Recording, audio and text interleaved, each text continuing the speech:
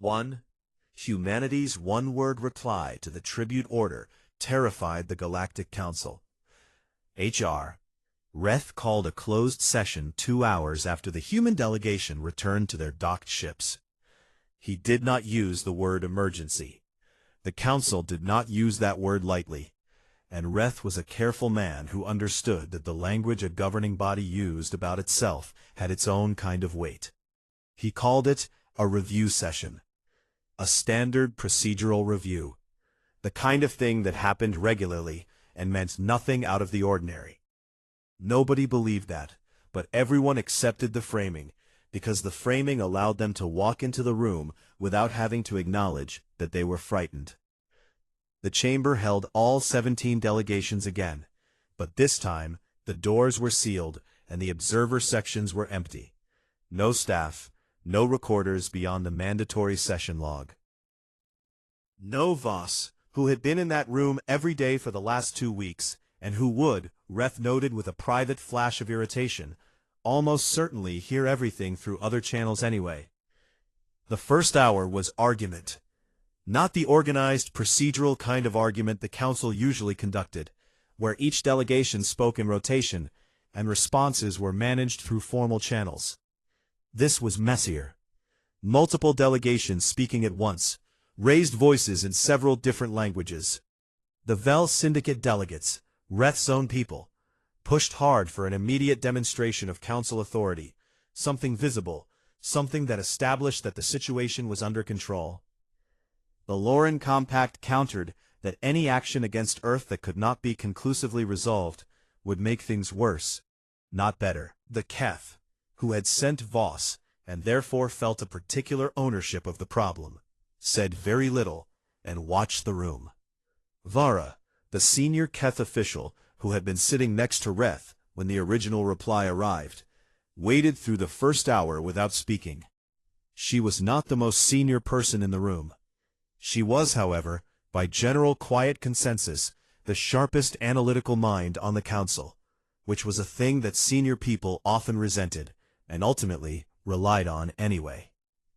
When the first wave of argument exhausted itself, she spoke. "I want to talk about the historical data," she said. The room settled. The human delegation submitted approximately 14,000 years of compiled conflict records. My team has been running analysis on it since the moment it appeared on our screens. I want to share what we found, because I think several delegations are working from an incomplete picture of what we are actually dealing with. She connected her own data unit to the chamber terminal. The screens filled with timelines, human wars mapped across centuries, annotated with the size and resource advantage of each opposing force, the duration of each conflict, and the outcome. "The pattern that concerns me," Vara said, "is not their victory rate. Humans lose a significant portion of their conflicts. What concerns me is this." She highlighted a subset of cases, smaller groups, disadvantaged positions, hopeless-looking odds. In cases where a human group is threatened with forced submission by a significantly larger power, the rate of protracted resistance, meaning resistance lasting more than a decade despite ongoing losses, is approximately 73%. She paused. 73, not a small number, not an outlier. A consistent behavioral tendency across multiple cultures, time periods, and levels of technological development. The chamber was very quiet. "We have processed 22 civilizations through the tribute system," Vara continued. "I reviewed all 22 files this morning. The average resistance period before full compliance was 11 months. The longest was 4 years, from a species with a homeworld population of approximately 800 million. Earth's current population is over 10 billion, spread across multiple planetary bodies and orbital installations, with active industrial capacity on 4 of them." She let that land. Even in the most optimistic military engagement model, which assumes full Council commitment of forces and 0 external complications, a prolonged resistance campaign against Earth would last decades. At minimum. Reth, who had been sitting very still, said, Military engagement is not what anyone is proposing. No, Vara agreed, but the alternative is enforcing the tribute order through economic and political pressure. Which brings me to the second problem. She changed the display again, Yuna's structural models, which her team had pulled from the transmitted data and rerun on their own systems to verify. The numbers were the same. The model is correct, Vara said, and there was a particular kind of weight to those 4 words coming from her, because everyone in the room knew she did not say things like that lightly. If Earth's refusal becomes publicly known, and it will, it already is a matter of record in our own session logs, then we have an active, visible, documented example of a tribute civilization saying no, with no immediate consequence. Every species currently under tribute status has access to communication networks. The information will spread. It is already spreading. She looked around the room. We are not dealing with a hypothetical. We are dealing with a situation that is already in motion. The silence that followed was not comfortable. It was the silence of a room full of very old, very experienced governing minds, all arriving at the same unwelcome conclusion at approximately the same moment. The Vel Syndicate delegate finally said what everyone was thinking. You're saying we cannot force compliance without a cost that exceeds the value of compliance. I'm saying the math no longer favors the tribute order for Earth specifically, Vara said. And I'm saying that the longer this remains unresolved, the worse the math becomes. Reth clasped his hands together. He had governed long enough to know the feeling of a situation that had already decided its own outcome, and was simply waiting for the official acknowledgement to catch up. It was not a feeling he enjoyed. What is the recommendation, he said. It was not quite a question. Shelf the Earth order, Vara said. Quietly. Frame it internally as a pending review. Do not make a public statement. Do not issue a formal withdrawal. Simply allow the 90-day window to close without action, and move the file to long-term status. She paused. Then, separately, open a standard first contact dialogue with Earth's diplomatic team. Not under tribute framework. Standard contact, trade discussions, information exchange. The kind of relationship we have with civilizations that are too large or too complicated to process through normal channels. That would be an acknowledgement that... It would be nothing, Vara said calmly. It would be paperwork, and it would be the end of an active problem. Reth looked around the room. 17 delegations. Some faces unreadable. Some clearly unhappy. Some, and this was the part that Reth would think about later, in private, in the long quiet of his own quarters, clearly relieved. As if they had been waiting for someone to say it was all right to let this one go.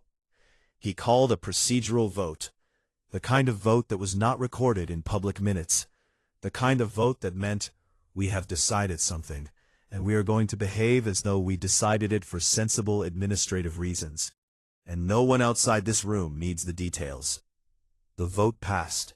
14 in favor, 3 abstentions, 0 oppose. The Earth file was moved. The deadline passed 11 days later, without incident or announcement. No council action was taken, no follow-up transmission was sent. On Earth, Hyun got the news from Ara, who had stayed at Verada Prime for the full 90 days in a formal diplomatic capacity, attending every accessible session and quietly building working relationships with 6 different delegation staffs. She sent him a message on day 91, early morning Geneva time. It said, "The window closed. Nothing came. We're good." Hyun read it at his desk on the Cheongsan station. Outside the window, Earth turned slowly in the dark, the same as it always had. White clouds over blue oceans. Small bright lines of city light on the night side. Ordinary and extraordinary at the same time, the way it had always been. He forwarded the message to Day and Yuna with a single line attached. Nice work. Day's reply was characteristically short. Expected outcome. Yuna's reply took longer. When it arrived, it said, I've already started a second model. If they come back in 10 years, I want to be ready. Also, I think 3 of the Keth delegation staffers want to talk to my team about shared research. Shall I proceed? He typed back. Proceed. He set down the tablet and looked out the window for a while. No speeches, no ceremony, no announcements. Humanity had not fired a single weapon. It had not threatened anyone. It had not made grand declarations about the rights of free peoples or the unbreakable spirit of the human race. It had simply said one word, clearly and without apology, and then done the quiet, careful, unglamorous work of making sure the word meant something. Down on the surface, billions of people went about their day without knowing any of it had happened. They ate breakfast and argued and laughed and worried about small ordinary things that had nothing to do with galactic councils or tribute orders or the political mathematics of interstellar authority. They were, Hyun thought, exactly what Aura had said they were in that chamber. Not perfect, not undefeatable. Just a species that had never quite figured out how to stop. The stars outside were the same as always, but the space between them was very quietly a little different now. They asked us to submit. We answered in the only language that needed no translation. Commander Hyun, Post-Council Address 2187. Humanity's one-word reply to the tribute order terrified the Galactic Council. The clarification request arrived on Earth 11 days after the original response was sent. It was 6 pages long. It used a great deal of formal language to say, essentially, that the Council assumed Earth's reply had been a technical error, and that the proper compliance documents should be submitted at Earth's earliest convenience, ideally well before the original deadline, and that the Council remained willing to answer any questions regarding the terms. It did not acknowledge the word "no" by name. It referred only to the incomplete transmission received on the aforementioned date, and expressed hope that the appropriate documentation would follow in due course. She forwarded it to Hyun and Dae with a single line attached. They're pretending it didn't happen. Hyun's reply came back in under a minute. Then we stop letting them pretend. The decision to go to Verada Prime in person was not a dramatic one. It was a practical one. A second written response would be too easy to dismiss, delay, or reinterpret. A refusal to engage at all would look like fear. But showing up, physically, visibly, with a full delegation, at the Council's own station, walking into their own chamber, and standing there in person while delivering the same message in the same plain language, that was something the Council could not file away or reframe as a transmission error. Dae's planning team worked for 6 days on the logistics. The trip required 3 ships, 1 diplomatic vessel, 1 science ship carrying Yuna and her full data team, and 1 small military escort that Dae insisted on, not for combat purposes, but because he was not sending the chief diplomat of Earth to an alien station with no backup, and nothing to show that the planet behind her had teeth. Aura spent the travel time preparing. Not her speech, because she was not going to make a speech. She was going to say what needed to be said and let the data do the rest. She spent the time reviewing everything Yuna had compiled, every model, every projection, every historical comparison, every calculation that supported the position Earth had already taken. She also spent time thinking about the other species, the 16 that were not Keth, the ones the Council had processed before Earth. She did not know what their stories were, but she knew they existed, and she thought about them carefully. Verada Prime was larger than she had expected. From the outside, approaching on the diplomatic vessel, it looked less like a station and more like a small city that had forgotten to have a planet underneath it. Lights moved across its surface in slow, deliberate patterns. Ships of a dozen different designs docked and undocked at its edges. The scale of it was the kind of thing that was difficult to process in real time. The brain kept trying to find a familiar reference point, and kept failing. Hyun stood beside her at the observation window and said nothing. Dae stood behind both of them, with his arms folded, examining the station the way he examined everything, as a problem to be understood before it became a problem to be solved. The docking process was handled by council staff. Formally, precisely polite. The kind of polite that is a performance rather than a feeling. The delegation was escorted through corridors that were clearly designed to impress. Wide, high-ceilinged, lined with displays showing the scope and history of the Council's authority across hundreds of star systems. Ara looked at all of it. She did not look impressed. She looked like someone reading a document. They were brought to a meeting room before being admitted to the main chamber. Reth came to see them there, along with 2 senior officials from other member civilizations. He was taller than she expected, and older-looking, with the particular stillness of someone who had been in authority for a very long time. "We appreciate Earth's willingness to come in person," Reth said. "It suggests a desire for constructive dialogue." "We're here to confirm our position," Ara said, "not to open a negotiation. The Council's offer remains." "We understand the offer," Ara said. "We read it several times. Our response to it does not change." She placed her hands flat on the table, a gesture she had used many times before in many difficult rooms. "We're happy to explain our reasoning in detail. We'd like to do that in the main chamber, with the full council present, so that our position is heard clearly and there's no ambiguity about what Earth is saying." Reth looked at her for a long moment. "You're asking to address the full council? I'm informing you that we'd prefer to," she said pleasantly. "It would be more efficient." Another pause. Reth glanced at the 2 officials beside him. Some unspoken communication happened. Then he nodded, once. "The chamber will be convened." The full council chamber was everything the corridor had been building toward. 17 delegation sections arranged in a wide arc, each with its own display systems and communication equipment, all of them currently occupied, and all of them watching as the human delegation walked in. Ara walked first. Behind her, Hyun. Then Yuna, carrying a data transfer unit in both hands. Then 3 members of Yuna's team. Then Dae, last, walking the way he always walked, like a man who had already considered every exit. They took the floor position designated for presenting parties. Ara looked around the room once, calmly, and then looked at Reth in the center chair. "Thank you for receiving us," she said. "I'll be brief." She nodded to Yuna. Yuna connected the data unit to the floor terminal. Every screen in the chamber changed. What appeared was not a threatening document. It was not a list of military capabilities or a declaration of defiance. It was a history.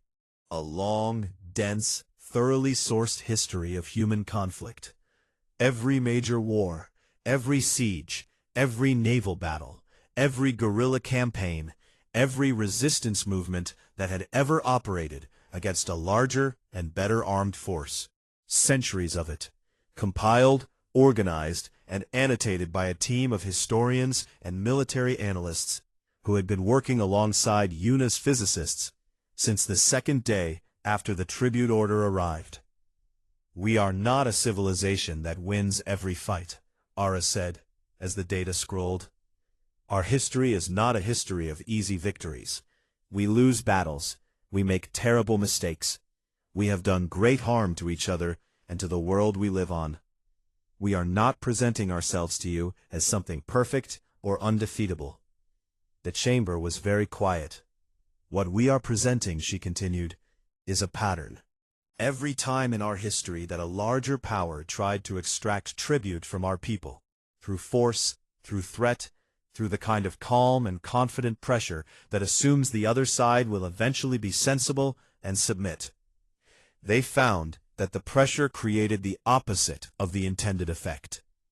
She paused. "We do not become more cooperative when we are threatened. We become more resolved. This is not a cultural choice.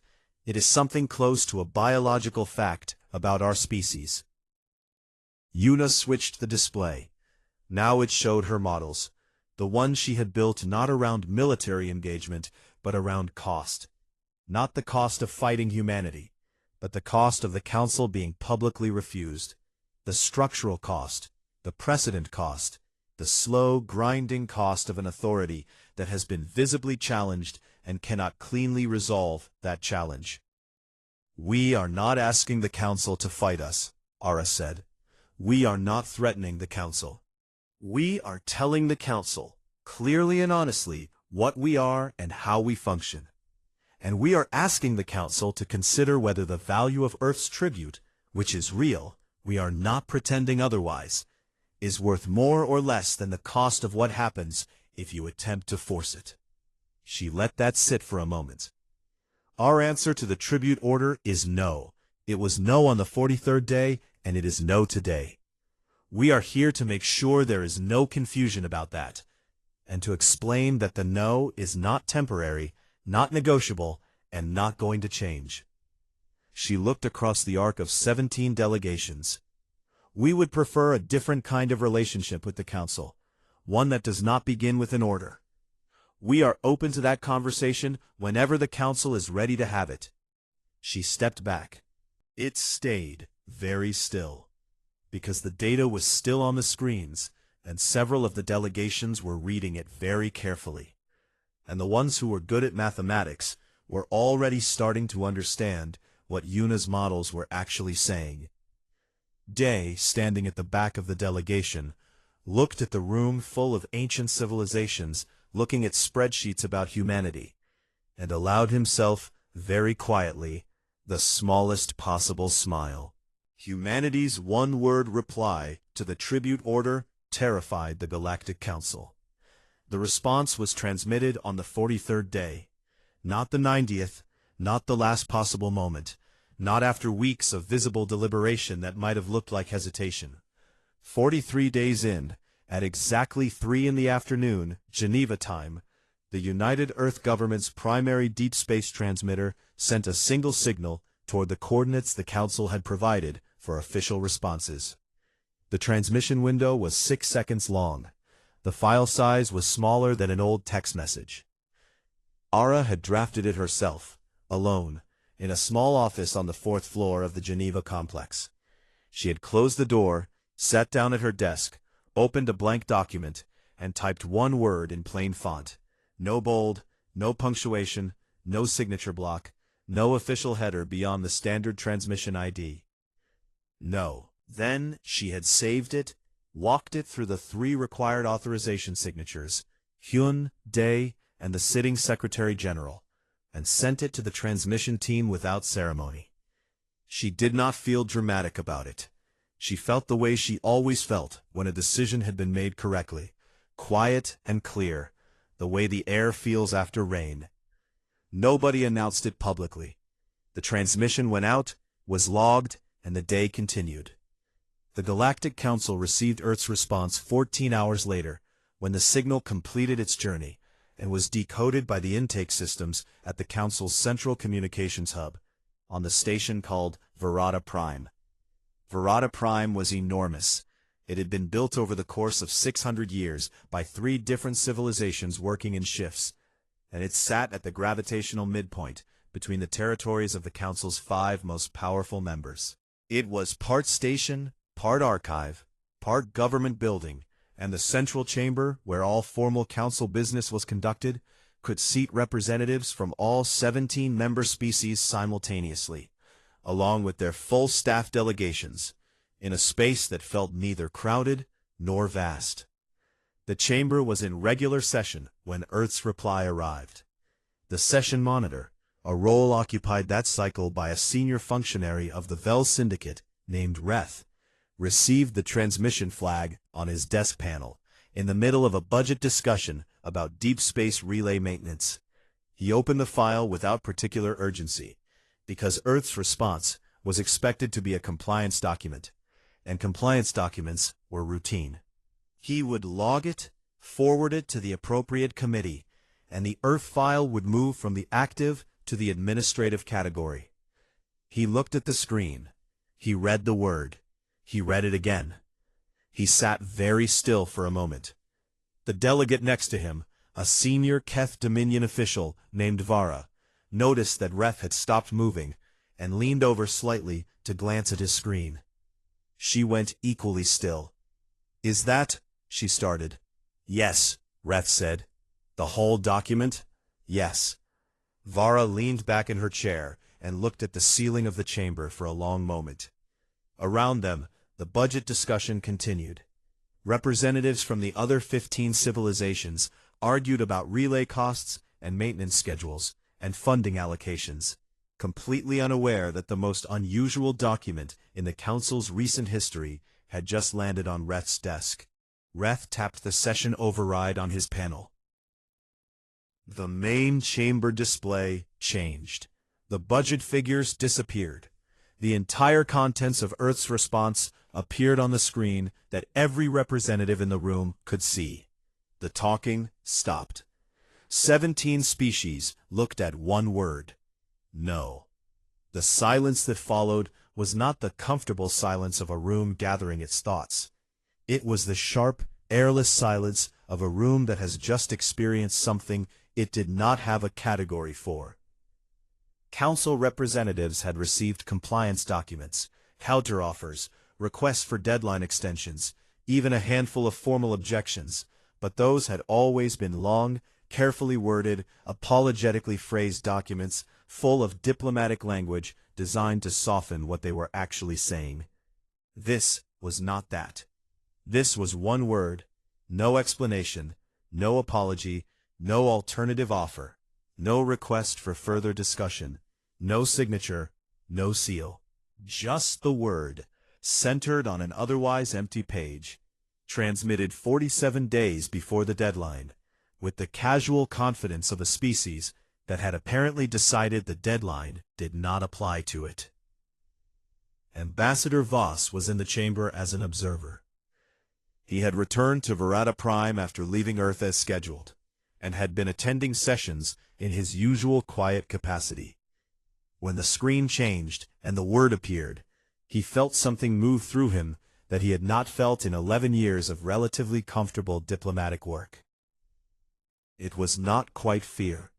It was the feeling that precedes fear, the moment when the shape of a situation changes and the new shape is not yet clear. He had sat across from Hyun and Ara in that small conference room in Geneva. He had said what he always said to new civilizations receiving the tribute order for the first time. He had delivered the message with the right tone, confident, not unkind, firm enough to communicate that this was not a debate. He had said the word pride in the way he had been trained to say it, as a gentle redirect, a small nudge toward rationality. He had read them correctly in every way his training had prepared him for. He had apparently been missing something. The chamber erupted. Not loudly. Council representatives were not given to shouting, but the way a calm surface erupts when something large moves under it. Representatives leaned toward each other, displays lit up with rapid communication bursts between delegations, and the session chair from the Loron Compact had to formally call for order twice before the noise settled into something manageable. He was old, even by Vel Syndicate standards, which was very old indeed, and he had served on the council through the processing of 22 new civilizations. He had never once seen a response like this. "The Earth response will be treated as a transmission error," he said, his voice carrying the particular flatness of someone who needs very much for a thing to be true. "We will send a clarification request and await a corrected document." No one argued. It was the easiest thing to believe. But Voss, sitting quietly in the observer section, thought about Ara's eyes in that Geneva conference room. He thought about the way she had not flinched when he mentioned consequences. He thought about Hyun's voice, asking about species that had not complied, the specific and careful way the question had been phrased. He opened his personal comm and composed a private message to 3 colleagues across 3 different civilizations. People who thought carefully. The message said only, read the Earth file. Think about what it means. Not what the Council wants it to mean, what it actually means. He sent it. On the main chamber screen, the word was still visible, because no one had yet given the order to clear it. No, it sat there simple and complete, the way a stone sits in the middle of a road. Not aggressive, not loud, not a challenge exactly, more like a fact. The kind of fact that does not change, regardless of how many people wish it were different. Reth formally adjourned the session for emergency review. Representatives filed out in low, urgent clusters. Staff members moved quickly through the corridors. The machinery of the council began turning, preparing the clarification request, preparing the follow-up language, preparing all the administrative tools of an organization that had never once needed to consider that a single word from a new civilization could mean exactly what it said. Outside the chamber's wide observation port, the stars were the same as always, distant and cold and entirely indifferent. They had been there long before the council. They would be there long after.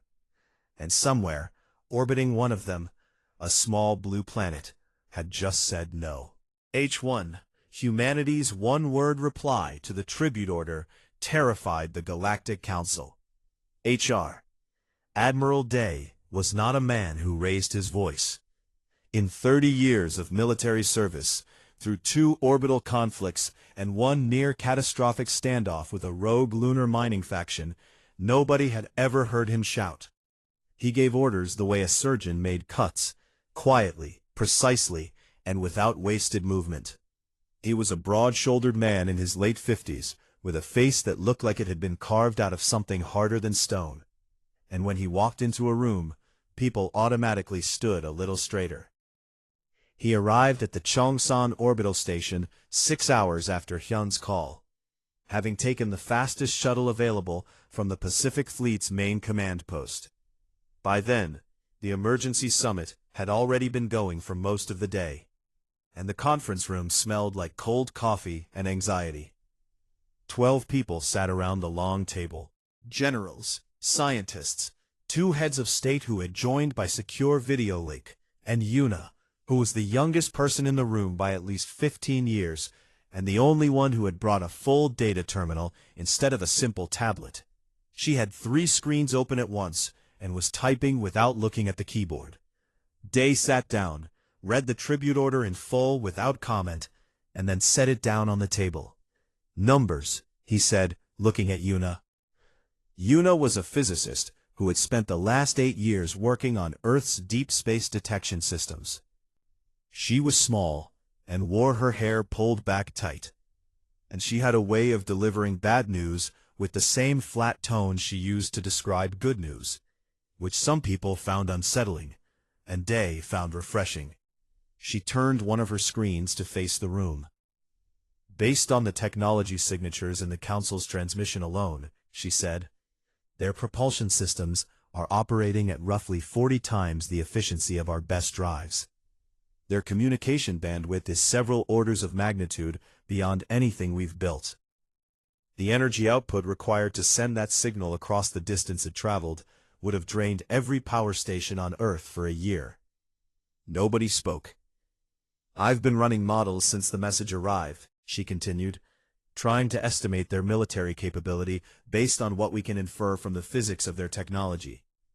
I don't have solid numbers because we've never seen their weapons. But if their weapons scale the way their other systems do, she paused. We're not in the same category. We're not even close to the same category. Fighting them directly would be like a fishing boat trying to sink an aircraft carrier. General Wu, who commanded the Pacific Orbital Defense Grid, leaned forward. So you're saying we comply? I'm saying I'm giving you the numbers, Yuna said. What you do with them is not my job. Wu looked down the table at Day. Admiral? Day had his hands flat on the table. He was looking at the tribute order document, not at Yuna's screen. 2 million workers, he said quietly. Per decade. Assigned to Council infrastructure. Where? Doing what? Under what conditions? The document doesn't specify, Ara said from across the table. Then the document is incomplete, Day said, and any agreement signed on incomplete terms is a blank check. He looked up. They're not asking for a trade agreement. They're asking for tribute. The word they used is not an accident. Tribute is what a conquered people pays. The room was quiet for a moment. One of the video-linked heads of state, Prime Minister Cho, a careful man who rarely spoke first, cleared his throat. The Council has been doing this for a long time. 17 civilizations agreed to these terms. There may be wisdom in following their example, rather than 17 civilizations that we know nothing about, Hyun said. We don't know their history. We don't know what condition they were in when they agreed. We don't know what happened to the ones that didn't. We don't know that any refused, Cho said. We don't know that any survived refusal, Hyun replied. That landed heavily. Nobody argued it. Ara had been quiet for most of the meeting, listening, making her small notes. She had a habit of letting a room exhaust itself before she spoke, because in her experience, people made better decisions when they were tired of their own voices. She waited until the silence stretched out long enough to become uncomfortable, and then she set down her stylus. I want to talk about what they're actually afraid of, she said. Everyone looked at her. They didn't send a greeting. They didn't send a scout, or an invitation, or a request. They sent an order with a deadline and a threat attached to it. She tapped her finger on the table once. That's not how a confident civilization that has nothing to fear behaves. That's how a civilization that wants to control a situation before it gets complicated behaves. Yuna tilted her head slightly. You think they're afraid of us? I think they want this settled quickly, Ara said. 90 days is not a long negotiation window. 90 days is a pressure tactic. They want us flustered and reactive. They want us to sign while we're still in shock. She looked around the table. That tells me something. What does it tell you? Wu asked. That they think if we have time to think clearly, we might do something they don't want us to do. Day looked at her for a long moment. Something shifted slightly in his expression. Not quite a smile, but something close to it. Such as? Such as say no, she said simply. The room reacted the way rooms always reacted to that word in that context. Wu shook his head. Two of the other generals exchanged a look. Cho's face on the video screen went carefully neutral. But Hyun was watching Ara and Yuna. Yuna had stopped typing. She was looking at Ara with an expression that was almost thoughtful. Run me a different model, Ara said to her. Not a military engagement model, a pressure model. What happens to a civilization that has 17 member species if even one of its tribute payers refuses publicly and visibly and without apology? Yuna stared at her for a second. Then she turned back to her screens and started typing. The room waited. It took her 11 minutes. When she turned the screen around again, the numbers were different from the ones she had shown before. Not military projections, political ones, economic ones, structural ones. If Earth refuses publicly, Yuna said slowly, reading as she spoke, and the Council cannot demonstrate a clear and decisive consequence, then every other species currently under tribute has a visible example to point to. The Council's authority is not based on constant military action. It's based on the assumption that resistance is pointless. If that assumption breaks, she stopped. If that assumption breaks, Ara finished for her, the whole structure gets wobbly. Day picked up the tribute order one more time. He read it from the beginning to the end. Then he set it down, pushed it toward the center of the table, and folded his arms. We're not signing this, he said. It was the first time all day that the room had gone completely, totally, fully silent. Hyun looked at the document in the middle of the table. He thought about Voss's smile. He thought about the word pride, said in that flat, dismissive tone. He thought about 2 million people being assigned somewhere unspecified, to do something unspecified, under conditions unspecified. "Draft a response," he said to Ara. "Short one." "How short?" she asked. He thought about it for exactly 3 seconds.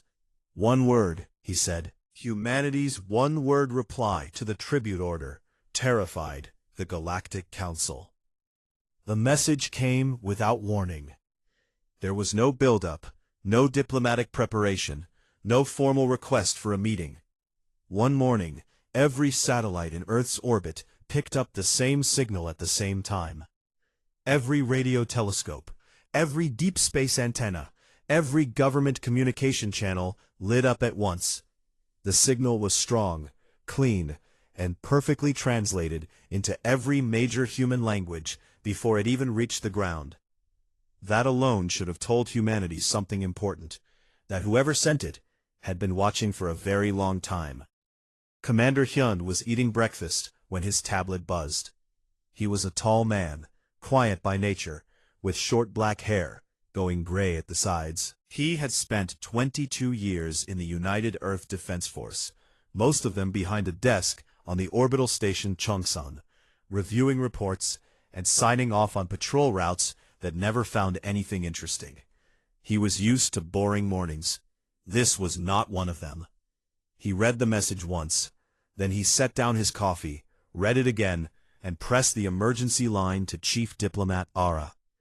Ara was already awake. She was always awake before sunrise, a habit from her years in crisis negotiation. She was a small woman with sharp eyes and a calm voice that had talked down 3 separate international conflicts before she was 40. When Hyun called, she had already read the message twice and was on her 3rd pass, making notes in the margins of her tablet with a red stylus. "You've seen it," Hyun said. It was not a question. "I've seen it," she replied. "Don't panic yet." "I'm not panicking." "Good. Come to the main hall." Everyone is already gathering. The main hall of the United Earth Government Complex in Geneva was never quiet. But that morning, it was something else entirely. People moved fast, voices overlapped, screens on every wall showed the same translated text in rotating languages. Scientists, generals, politicians, and advisors all crowded into the same space, all talking at once, all trying to make sense of the same impossible thing. The message was from an organization that called itself the Galactic Council.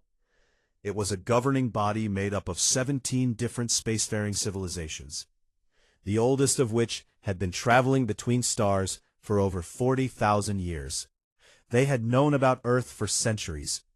They had watched humanity crawl out of its caves, build its cities, split its atoms, and finally push small metal machines beyond the edge of its own solar system. They had watched all of this with the patient, slightly bored interest of people watching ants build a hill. And now, they had decided it was time to make contact. Not to say hello. Not to welcome humanity into some grand community of the stars. Not to share knowledge or offer friendship or extend any kind of hand in peace. They had made contact to deliver an order. The tribute order, as it was officially titled, was 12 pages long. The language was formal and cold, the kind of language used by people who had never once considered that the other party might say no. It laid out, in precise and clinical detail, exactly what the Galactic Council expected from Earth, in exchange for what it called protected status within Council-controlled space. 30% of Earth's annual energy output. 30% of its mined resources, including rare metals and deep ocean compounds. A labor contribution of no fewer than 2 million human workers per decade to be assigned to Council infrastructure projects across the galaxy. And full access to all human scientific research, medical data, and technological development, submitted quarterly for Council review. In return, humanity would receive protection from unregistered hostile entities, which the document defined vaguely and did not elaborate on. Humanity would also receive the right to continue existing as an independent species, which the document listed as a benefit with the same tone one might use to describe a complimentary breakfast at a hotel. The message ended with a deadline, 90 Earth days to respond with full agreement and a signed compliance document. No negotiation, no counteroffer, no alternative terms. At the bottom, in the same flat clinical font as everything above it, was a single line that read, "Non-compliance will result in a collective response from all member civilizations of the Galactic Council." Nobody in the room said anything for almost a full minute after the translation finished playing on the main screen. Then, everyone started talking at the same time. Ambassador Voss arrived 3 hours later. He was not human. He was the official representative of the Keth Dominion, one of the 17 Council member civilizations, and he had been living quietly on Earth for 11 years, under the cover of a private research organization in Oslo. Nobody had known what he really was. He looked close enough to human that most people simply assumed he was a tall man with unusual eyes and very pale skin, who preferred cold weather and kept strange hours. He walked into the Geneva complex without being stopped, because the Council's message had included a secondary note informing Earth that their representative was already present and would be available for questions. He sat down across the table from Hyun and Ara, in a small conference room, folded his long fingers together, and smiled in a way that did not reach his eyes. "I understand this may feel sudden," Voss said. "It does," Ara said. "The Council has found that direct communication tends to produce faster results than gradual introduction. Other species have responded well to clarity." "Other species," Hyun said slowly, "agreed to this?" "Every recognized species within Council space has accepted protected status," Voss said. "Some required more time than others." "All of them." "And the ones who didn't?" Hyun asked. Voss paused for just a moment. Just one small beat of silence that lasted less than a second. Then he smiled again. "The terms are quite generous," he said. "The Council is offering Earth a level of security that no young civilization could provide for itself. You are, if I may say so, quite vulnerable at this stage of your development. There are things in this galaxy that you have not yet encountered. The Council's protection is not a small thing." Ara looked at him for a long moment. "You didn't answer his question," she said. Voss straightened slightly. "The deadline is 90 days, he said. I am available throughout that period for any clarifying questions about the terms. I would encourage your leadership to read the document carefully and consider the offer seriously." He stood up, buttoned his jacket, and nodded once. It would be unfortunate if Earth made a decision based on pride rather than reason. He left the room. Hyun stared at the door for a moment. Then he looked at Ara. "Pride," he repeated. Ara was already writing something on her tablet. She did not look up. "Get Admiral Day on a call," she said. "And find Yuna. I want her numbers before we do anything else." Hyun picked up his comm. Outside the window, Geneva looked the same as it always did. Gray morning sky, quiet streets, ordinary world going about its ordinary day. Nobody outside that building knew yet what had just landed on their doorstep.